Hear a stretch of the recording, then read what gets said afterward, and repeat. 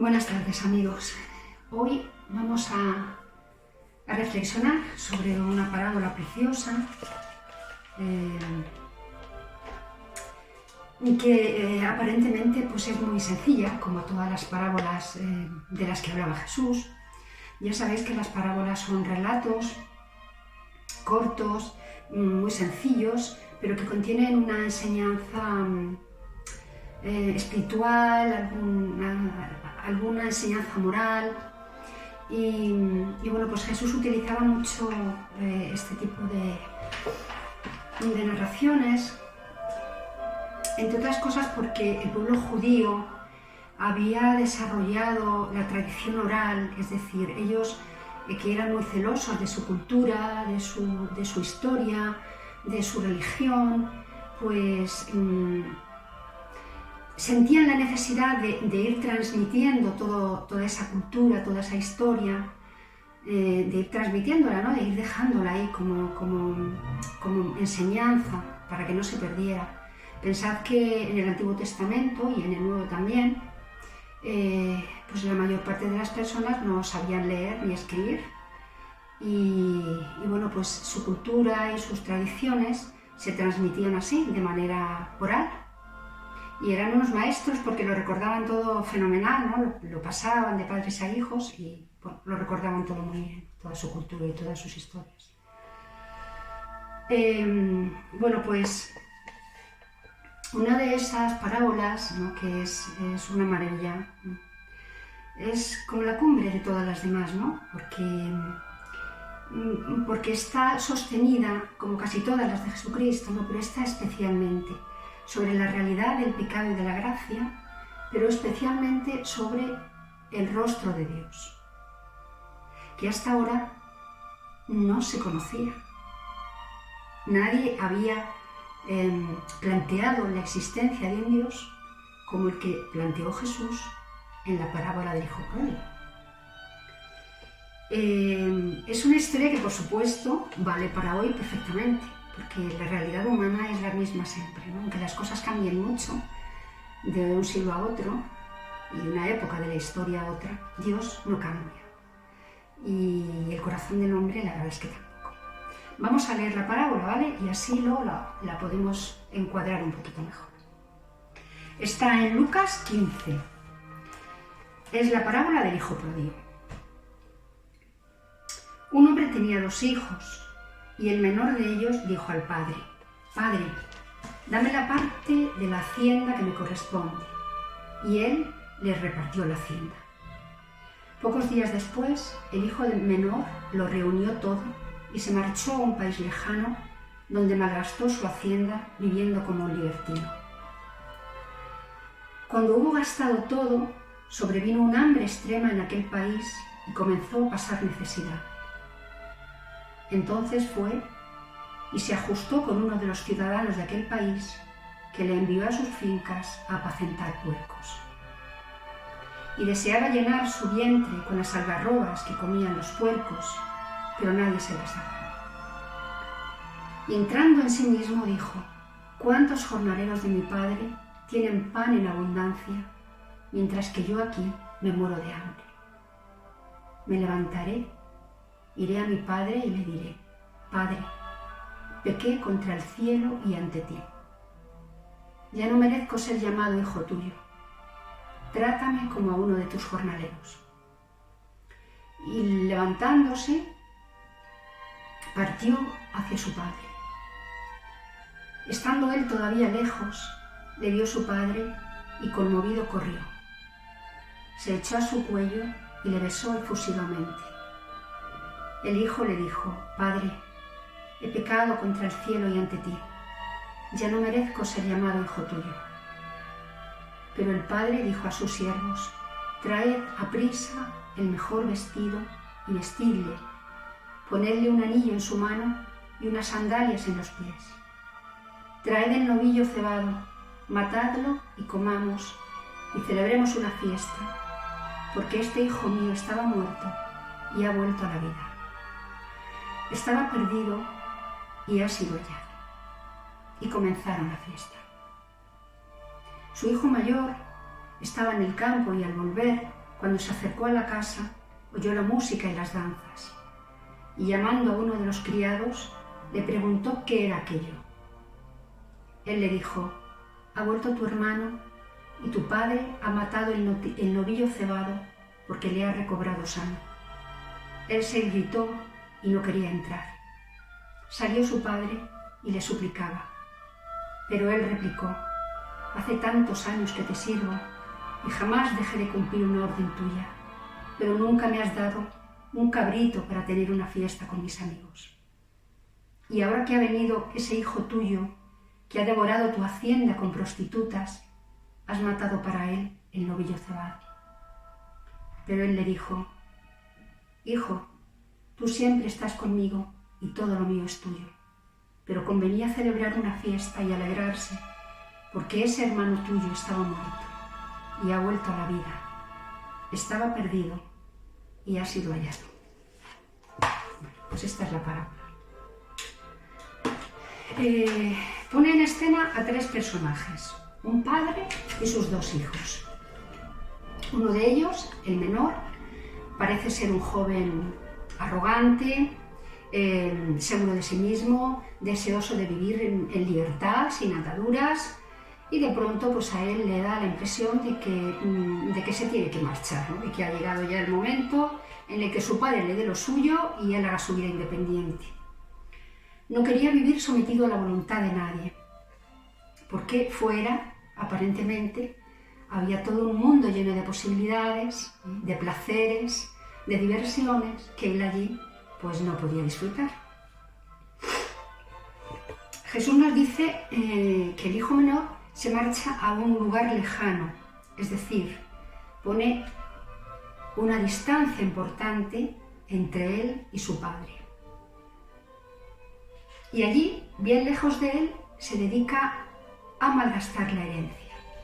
Tiene dinero, juventud, fuerza, energía, entusiasmo, vitalidad y se embulle de cabeza en las cosas del mundo.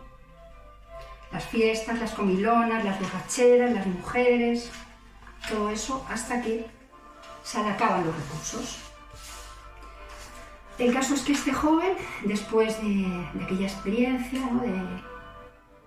de mucha juerga, de mucha fiesta, que diríamos ahora, con todo lo que conlleva, desorden, frivolidad, vacío existencial, pues empieza a darse cuenta de que se sentía terriblemente pobre. Se descubre en la más absoluta pobreza, en la más triste soledad.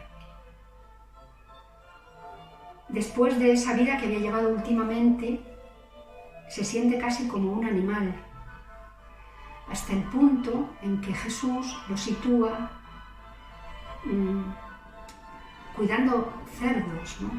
Que eran los animales más sucios y más en el Antiguo Testamento. Y dice Jesús que estaba tan hambriento que sentía deseos de llenarse el estómago con las algarrobas que les daban a los cerdos, pero ni eso tenía. Se sabe un animal, pero de pronto se da cuenta de que conserva la conciencia de hijo. Y a pesar de saberse indigno de ello, en ese estado de degradación y de necesidad, toma conciencia de su soledad, de su tristeza, de lo bajo que había caído y sobre todo del drama de la dignidad y la filiación echadas a perder. Este joven simboliza a los hombres de todos los tiempos, ¿no? Vivimos continuamente alejándonos de Dios, queriendo vivir a nuestra manera, cometiendo errores y a veces tan gordos que, como el hijo pródigo, nos hacen sentirnos espantosamente pobres interiormente y vacíos. Me levantaré e iré a mi padre. Trátame como a uno de tus jornaleros. El chico se da cuenta de que ya no tiene derechos de hijo. Los ha perdido cuando hizo lo que hizo. y pide lo que cree que merece: la atención y el salario de un jornalero. Sabe que ha pecado, que ya no puede recuperar lo que había perdido, lo que tenía, porque desde su cabeza de hombre espera una respuesta por parte del Padre de hombre también. Una respuesta que se identifique con el sentido de justicia, de castigo, pues que tenemos los hombres, ¿no? Y va preparando incluso el discurso, ¿no?, que le va a decir el Padre cuando se encuentre frente a él. Pero claro, él no contaba con que las cosas del Padre no son como las de los hijos. El corazón de Dios no es como nuestro corazón, y se encuentra con un Padre que le esperaba desde el día en que se marchó. Dice el Evangelio que le vio venir a lo lejos. O sea que el Padre estaba pendiente del camino por el que se había marchado su hijo, esperando a ver si regresaba. Y corre a abrazarle, ¿no? Corre el Padre, se supone que era un señor mayor, y corre cuando ve venir a su hijo, y sale a su encuentro, y lo abraza de tal modo que lo desestabiliza, ¿no? El chaval empieza a decir aquel discurso que había preparado: Padre, he pecado contra el cielo y contra ti. Ya no merezco ser tu hijo. Trátame como uno de tus jornaleros. Pero el Padre lo acoge con tal bondad que el hijo pierde el hilo de su discurso y se calla. Y el Padre le abraza, alegre, le besa. Y les dice a los criados: rápido, vestidle, ponedle la mejor ropa, traedle un anillo y calzado para los pies, traed el ternero más gordo y matadlo y hagamos una fiesta, porque mi hijo estaba muerto y ha vuelto a la vida, estaba perdido y ha resucitado. Bueno, los papeles han cambiado. Ahora ya no cuenta el discurso del pecador. Lo que cuenta es el amor del Padre y su perdón. El Padre ya no quiere escuchar nada, ya no necesita ni justificaciones, ni le va con monsergas diciéndole: ya te lo dije, ¿por qué te marchaste? Hijo mío, cuánto daño me has hecho, ahora qué hago yo, ahora no te tenía que tal, ahora no, qué es lo que haríamos los demás. No, si nos ocurriera algo así. Pero claro, Dios, afortunadamente, no es como nosotros. Y el Padre, este Padre que representa la figura de Dios, la imagen de Dios, pues ya no quiere detalles, ya no quiere detenerse en los porqués. Le basta con que su hijo ha regresado, ha reconocido que actuó mal, y le basta ver la pobreza que trae consigo para llenar el corazón de amor y de misericordia, acogerle y estar dispuesto a restaurarle todo lo perdido y a devolverle con creces, no solo restaurarle, sino devolvérselo con creces. Todo queda restablecido, desintegrado en ese amor que no lleva cuentas del mal. Y ya, por supuesto, no piensa en la ofensa, ni en el dinero que malgastó, ni en el sufrimiento que le causó, ni en la humillación que le produjo todo aquello. Solo quiere recuperarlo y devolverle su condición de hijo, que es la que le corresponde, ¿no? Eso es lo que pasa cada vez que nosotros confesamos. Ese sacramento que Jesús inventó para devolvernos a nosotros la filiación perdida, restaurar nuestra dignidad y volver a acogernos. Y veréis cómo lo cuenta Jesús. El Evangelio nos dice que el Padre pide a los criados un traje nuevo, un anillo y calzado. En la antigüedad no existían condecoraciones. Cuando un dignatario, un hombre rico, un rey querían señalar a alguien, reconocer la tarea de alguien, no le daban medallas como hacemos ahora con los militares o tal, ¿no? La condecoración era un vestido sacado del vestuario del rey. O sea que el hijo no solamente es abrigado, sino condecorado, elevado de categoría. Y tampoco el anillo era un mero adorno, ¿no? Los anillos se utilizaban entonces como sello, sello que se colocaba sobre el lacre, sobre el barro, sobre las tablillas, sobre la cera, que servía de firma, ¿no? de autoridad. Era el sello que se utilizaba para firmar órdenes, para cheques, nombramientos, ¿no? Por lo tanto, es un signo de autoridad y de poder, y de cheque en blanco. Y regalarlo simbolizaba la transmisión del poder y la confianza plena. En cuanto al calzado, pues es muy característico, ¿no? Porque es un símbolo de libertad y de poder. En el Antiguo Testamento solo iban descalzos los esclavos. Los señores y los hijos de los señores, los hombres ricos y poderosos, iban calzados. El hijo no debía andar más descalzo como si fuera un siervo, como si fuera un jornalero. Y tampoco comer carne era habitual. Solo se hacía en ocasiones reservadísimas, como bodas, nacimientos. Matar el ternero cebado significaba fiesta y alegría para toda la casa, ¿no? La carne era un alimento pues que era un alimento de ricos. O sea, la gente pobre comería pues eso, verduras, hortalizas, no sé si se habría legumbres entonces por allí. Supongo que sí, que alguna habría, habas y cosas de este tipo. Y entonces pues la carne simbolizaba una fiesta tremenda, ¿no?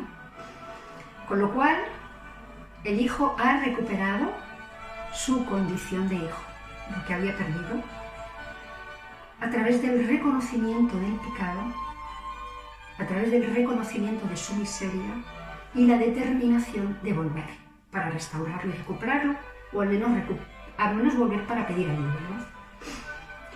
Y en este punto, en el que todo se restablece, entra en escena el tercer personaje, que es el hijo mayor. Este chico siempre había permanecido en la casa paterna, nunca había desobedecido una orden, nunca había dado un disgusto al padre, siempre había cumplido con su deber, y dice el Evangelio que vuelve del campo, es decir, que estaría trabajando en las cosas y en la hacienda del padre, y cuando estaba cerca de la casa, oye la música y la alegría de la fiesta y pregunta a un criado qué es lo que pasa. Y el criado le dice, ¿no te has enterado? Ha vuelto tu hermano. Y tu padre mandó matar el ternero cebado por haberlo recuperado con buena salud. Entonces el hijo mayor se enfada y se niega a entrar en la casa. Se comporta como un fariseo de los de la época, ¿no? Que tanto enfadaban a Jesús. No quiere mezclarse con los pecadores, claro. Se comporta como un fariseo de los actuales, que también los hay, ¿no? O sea, estos fieles cumplidores de la ley dentro de la Iglesia, que están dispuestos siempre a señalar los defectos de los demás. Este hijo mayor no quiere mezclarse con los pecadores, se considera limpio, merecedor de las atenciones del padre por haberle servido, y de algún modo está poniendo de manifiesto que se siente más como un esclavo que como un hijo. Considera su entrega, su trabajo, su permanencia en la casa del padre como una obligación y no como un derecho. Este hijo representa la observancia plena de las leyes y las normas, la observancia exacta, pero sin corazón, sin la alegría que supone ser hijo, saberse hijo y saber que se está en la casa del padre. Este hijo representa la obediencia farisaica, fría, calculadora, que no permite al corazón intervenir. A fuerza de cumplir se fabrica una coraza que le impide moverse y le impide reconocer quién es. El padre, cuando le dicen que el hijo mayor no quiere pasar a la fiesta porque está enfadado, pues sale a buscarle y le pide que participe de la fiesta, que se alegre con la vuelta de su hermano, ¿no? Que estaba muerto y ha vuelto a la vida. Y él entonces se enfada muchísimo, ¿no? Y le reprocha que no haya reconocido sus servicios de tantos años. y que tire por la casa por la ventana cuando llega ese hijo tuyo, dice. Además es que ni siquiera dice mi hermano, ni menciona su nombre. Pone una distancia entre los dos, ese hijo tuyo, como si no tuviese nada que ver con él. No reconoce a su hermano como lo que es, como un hermano que estaba en la pobreza y necesitaba ayuda. Él pone una pared entre los dos y se sitúa del lado de los buenos, mientras que a su hermano le coloca en el lado de los malos. Y acusa al padre, ¿no? Y le acusa frente al padre, recordándole lo que había hecho. Ese hijo tuyo que malgastó tu dinero con porno, dice la escritura original, es decir, con sexualidad desordenada. Como buen fariseo, los únicos pecados que parece que le importaban eran los que tenían que ver con el sexo. No reconoce los pecados más graves, ¿no? los que acontecen en el yo más profundo. La ira, la soberbia, el rencor, el orgullo, el odio, la venganza, la dureza de corazón. Reduce la vida asalvífica, sin salvación, a los desórdenes y debilidades de lo biológico. Está tan apegado a su autoestima que no es capaz de ver otra cosa. Y no es capaz de reconocer el pecado que él en aquel momento estaba sintiendo, ¿no? Ese pecado, pues eso, de orgullo, de egoísmo, de ira, de desear el mal a su hermano, de venganza. Y con eso no se da cuenta que se estaba situando fuera de la fiesta y fuera de la alegría de la casa del Padre. Fijaos ahora en las palabras del Padre. Dice: hijo mío, todo lo mío es tuyo. Todo lo mío es tuyo. Este es el premio, entre comillas, por estar en la casa del Padre. Que todo es suyo. Querías una fiesta, querías celebrar entre amigos, querías un cabrito para compartir con tus amigos. ¿Por qué no lo hiciste si estás en tu casa? ¿O por qué no lo pediste? Quítate esa coraza de cumplimiento, ¿no? Parece que le dice el Padre. Manifiéstate como lo que eres, un hijo, mi heredero. Y abandona esa condición de esclavo y no me sirvas. Trabaja para tu casa, que es esta, la mía, la tuya. No sé si vosotros, los que me oís, algunos de mis amigos ya sé que sí, quizá alguien me escuche que no tenga hijos. Yo tengo 3 hijos. Cuando el mayor terminó su primera etapa, ¿no?, de enseñanza, después del COU,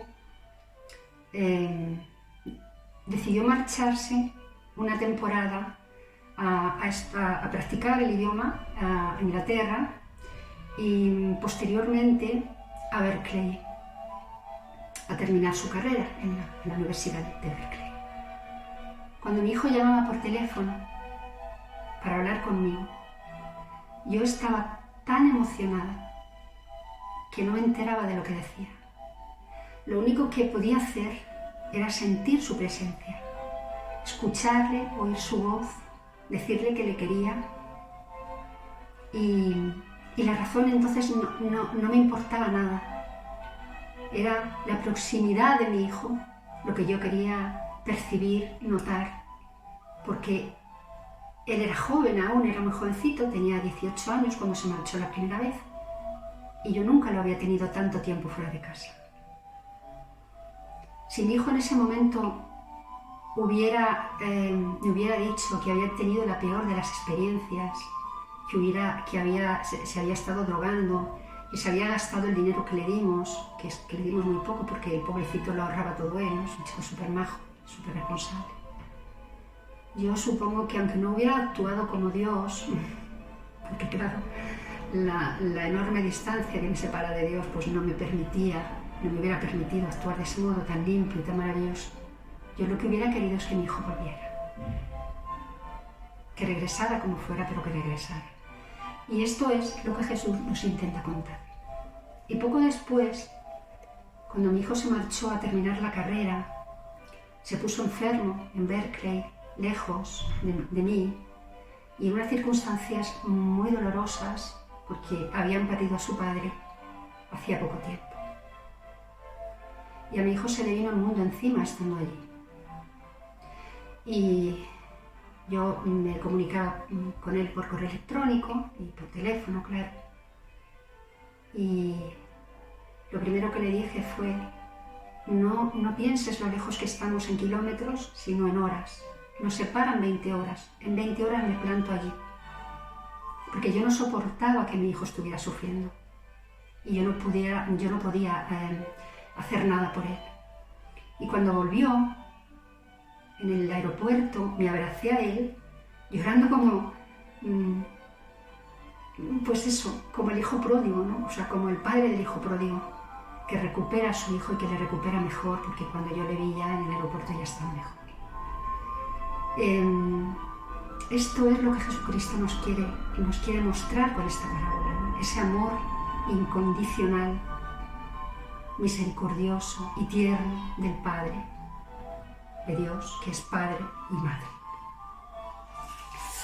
Bueno, pues el hijo mayor vemos que es ahora el más problemático para el padre. Ya el pequeño lo tiene resuelto y ahora el que realmente está actuando mal es el hijo mayor, que no quiere entrar en la fiesta y se excluye, ¿no? Se queda fuera del banquete y se niega a sí mismo, ¿no? La felicidad que es consecuencia del amor, del perdón, de la hermandad. Fijaos la actitud que podía haber tenido. Si él actúa como el padre, aquel día todo es maravilloso. Él se mete en la casa, abraza a su hermano, se deja contagiar por la alegría y aquí no pasa nada. El caso es que la postura del hijo menor exige un riesgo importante. Exige valor tanto para irse como para volver. Es verdad que su actitud no es buena, que se aparta de la gracia y que en un momento dado se equivoca mucho, pero paga muy caro y al menos fue valiente y fue sincero. Se alejó del Padre, pero también fue humilde para volver. Dice la Escritura que entrando en sí mismo se dijo: volveré a la casa de mi padre. Tuvo que hacer el enorme esfuerzo de hacer una introspección, ¿no? Entrar en sí mismo, esto que nos cuesta tanto a veces, y ser consciente de la situación en la que estaba y buscar un camino. El hijo mayor elige lo menos arriesgado, nunca se aleja pero tampoco se acerca demasiado, es tibio, y cuando llega el momento de asumir su papel de hermano y de hijo no lo hace, sino que cierra su corazón, priva al hermano del perdón y al padre de la alegría de verlos reconciliados. Pero lo más revelador no es la actitud de los hijos, sino la del padre. Jesús, con esta parábola, abre las puertas de la esperanza de par en par a la humanidad. A través de la imagen del Padre nos está pintando una realidad de perdón y de segundas oportunidades que no podemos ni imaginar. O sea, ni en nuestros mejores sueños podía el hombre haber imaginado un Dios así. Dios no es solo nuestro Dios, es más que eso, es nuestro Padre. Y este mundo no es solo nuestro mundo, es el hogar del Padre. Y la oración y la búsqueda de proximidad del Padre es estar en el hogar. Jesús también nos habla en esta parábola de la miseria y la soledad que encontraremos fuera de la casa del Padre. Nos señala que como hijos de Dios tenemos una herencia, nuestras capacidades, nuestra inteligencia, nuestra libertad, todos los dones que hemos recibido de Dios, pero que nuestro sitio en el mundo está dentro del entorno en el que Dios se mueve.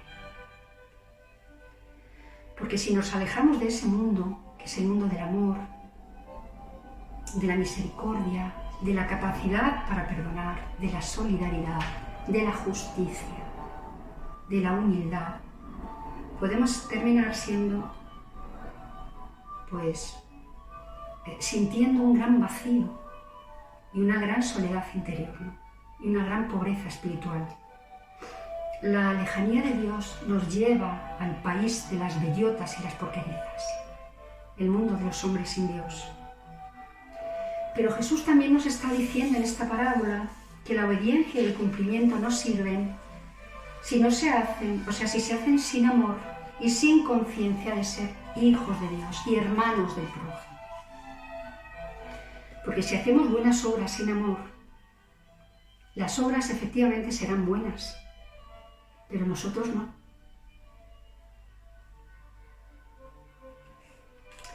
Y esa es una tragedia, que nuestras obras sean buenas y nosotros no. Es una tragedia. Fijaos en lo que nos decía San Pablo en la primera de Corintios 13, esta lectura tan repetida que se lee mucho en las bodas y que seguro que es muy conocida por todos, ¿no? Dice, si yo poseyera el don de lenguas, si hablase todas las lenguas de los ángeles y de los hombres, si no tuviera amor, no tendría nada. Y si yo tuviese toda la riqueza y diera todo lo que tengo a los pobres, e incluso me dejase quemar mi cuerpo, si no tengo amor, no soy nada. Claro, por eso insistía tanto Jesús en el amor, ¿no? Es que es muy importante el amor. No hay ser más desgraciado ni más solo que el egoísta. La persona egoísta no permite que las cosas de los demás le afecten. Tiene como una coraza en el corazón. Por eso también se dice mucho en la Escritura, no endurezcáis vuestro corazón. Y Jesús nos salvó porque nos asumió. Jesús, para salvarnos en la cruz, tuvo que asumir toda nuestra naturaleza, todo nuestro pecado, todo nuestro dolor, todos nuestros miedos. Por eso nos salvó. Si no hubiese asumido todo eso que éramos, no podría habernos salvado. Es como cuando uno cuenta una pena a alguien que no le escucha. Seguro que conocéis esa sensación, ¿no? Esa sensación de vacío, de estar solo, de estar en la peor de las soledades, que es la soledad acompañada. Esas personas que no tienen empatía, que no están dispuestos a acoger lo que se les dice, que solo viven pendientes de lo suyo, su trabajo, su dinero, sus preocupaciones, su yo, y les hablas y son incapaces de escuchar. Eso, por supuesto, al que está contando su historia, al que está pidiendo ser escuchado, le produce una tremenda frustración. Como cuando te da un abrazo una persona que no te quiere, que es como si te sujetara, pero ahí no hay calor, no hay nada. Es como si te abrazara un robot. Pero la peor parte la tiene quien es incapaz de amar, quien es incapaz de acoger, porque se aísla y vive, pues eso, aislado, en la más absoluta soledad, incapaz de amar, incapaz de ese intercambio maravilloso que es, pues yo te comparto tus problemas, te comparto mis problemas, mis alegrías, acojo los tuyos. Eso se llama fraternidad. Y eso es moverse en el mundo donde se mueve Dios.